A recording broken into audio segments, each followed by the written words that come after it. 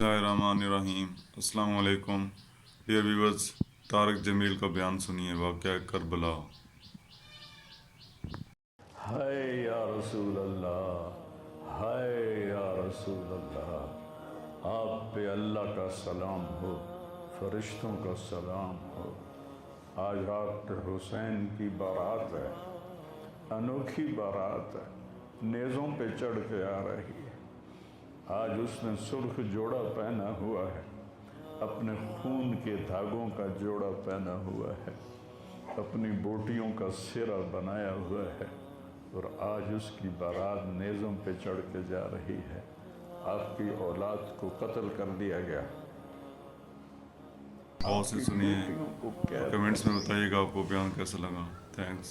کوفیوں نے کفن نہیں دیا تو تصفی علیہ الریاح، ہوا کو غیرت آئی، اس نے مٹی کو اڑایا اور ان کو مٹی کے کفن پہنا دیے۔ اسلام زندہ ہوتا ہے ہر کربلا کے بعد۔ یہ سب سے اونچا گھرانہ، اور وہ اللہ کے نام پر 72 آدمی، سامنے 5000 کا لشکر، جان بچانے کے لیے کلمہ کفر بھی جائز، لیکن ایک وقت آتا ہے کہ جان دینا جان بچانے سے زیادہ محبوب بن جاتا ہے۔ تو آپ نے ان سے کہا کہ مجھے آج رات کی مہلت دے دو۔ جمعرات کا دن تھا، تو انہوں نے سمجھا شاید یہ کل صلح کی بات کرے گا۔ جب شام ہوئی تو عصر ہوئی تو آپ خیمے کے باہر بیٹھے تھے تو آپ کو نیند آ گئی، آنکھ کھلی تو آپ ہنسنے لگے۔ تو حضرت زینب نے پوچھا، بھائی یہ کوئی ہنسنے کا وقت ہے؟ تلواریں سر پہ چمک رہی ہیں۔ کہنے لگے، بہن اللہ کے نبی خواب میں آئے ہیں اور کہہ رہے ہیں بیٹا میں تمہیں لینے کے لیے آ چکا۔ جن کو لینے کے لیے نبی آئے، کیا پروٹوکول؟ آپ لوگوں یہ افسروں کے لیے پروٹوکول نہیں لگتا؟ کیا پروٹوکول لگا ہے کہ میرا نبی فرشتوں کے ساتھ، صحابہ کے ساتھ آ کے حسین کا استقبال کر رہا ہے۔ تو آپ نے اپنے سارے ساتھیوں کو اکٹھا کیا رات کو، کہا دیکھو انہیں صرف میری جان مطلوب ہے، وہ مجھے قتل کرنا چاہتے ہیں، تمہیں نہیں۔ تم تو میری طفیل میں مارے جاؤ گے، تو ایسا ہے میں تمہیں اجازت دیتا ہوں، تم رات کے اندھیرے میں سب نکل جاؤ، میں اکیلا اپنے اللہ کے پاس حاضر ہو جاؤں گا۔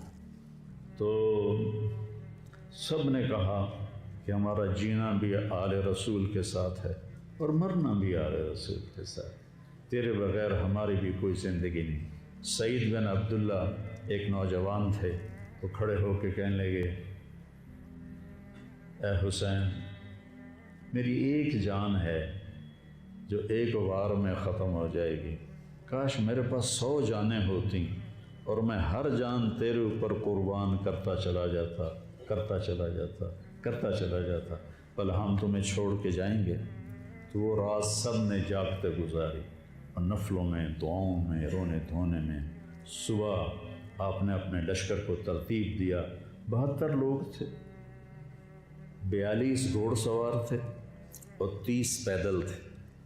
تو آپ نے رائٹ سائڈ کا جھنڈا دیا زہیر کو، اور لیفٹ کا جھنڈا دیا حبیب کو، اور درمیان میں جھنڈا دیا اپنے بھائی حضرت عباس کو، جو عباس علمدار کہلاتے ہیں، ان کو جھنڈا دیا۔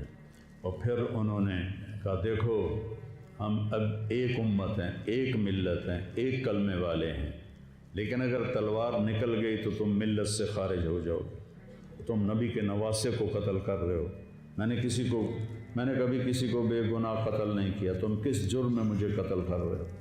تو شمر کہنے لگا ہم نے تمہیں قتل کرنا ہے۔ تو کہنے لگے صدق اللہ و رسولہ، سچ کہا اللہ اس کے رسول۔ ساتھیوں نے پوچھا جی کیا کہا؟ کہا میرے نبی نے کہا تھا میں ایک کتا دیکھ رہا ہوں جو کالا اور چٹا ہے، وہ میری اولاد کا خون چاٹ رہا ہے۔ تو شمر کو برس پھل بیری ہو گئی تھی، وہ کالے سیاہ رنگ کا تھا، تو اس کے چہرے پر کالے چٹے داغ، بدن پہ کالے چٹے داغ۔ تو آپ نے کہا یہ وہ کتا ہے یہ ہمارا خون پیے گا. تو جب اس نے کہا ہم تمہیں قتل کریں گے تو آپ ہنس جی پڑے. ویورز ویڈیو اچھی لگی ہو تو لائک اور سبسکرائب کرتے ہیں میرا چینل وائس آف اسلام 003. مجھے موت سے ڈرا. اللہ حافظ.